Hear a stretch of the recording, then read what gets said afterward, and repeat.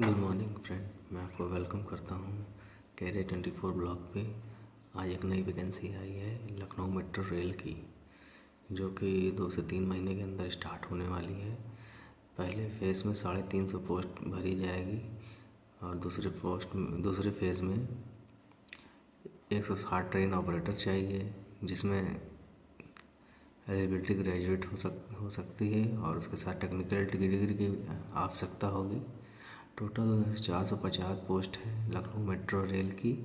और Lucknow metro rail के सभी विभागों ने जितने भी खाली पद हैं उसका ब्यौरा तैयार कर लिया है और इसे अक्टूबर तो ख़त्म हो गया जिसमें ऐसी नोटिफिकेशन आई है, मगर ये वैकेंसी ज़रूर आएगी। इस साल नहीं तो नेक्स्ट ईयर 2018 में ज़रूर आएगी।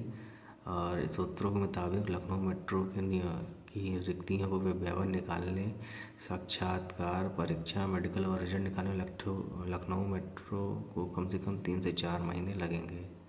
तो जैसा आप देख रहे हैं, ये नॉर्थ साउथ कॉरिडोर का 23 किलोमीटर का रूट तैयार होने से पहले ही लखनऊ मेट्रो 450 पद भर्ती की प्रक्रिया पूरी कर लेगा।